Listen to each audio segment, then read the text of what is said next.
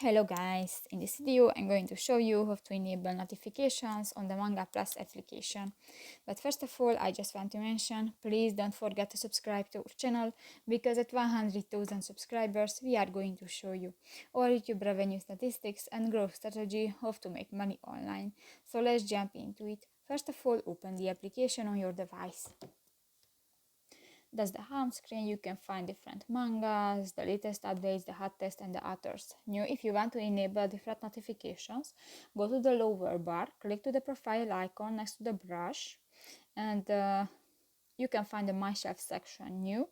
Go to the settings icon at the upper right corner of the screen, and here you can find the notification section, and you can enable about the news and events and the updates of your favorites. And if you want to enable, just click to the next circle icon and you can give the notifications about the app.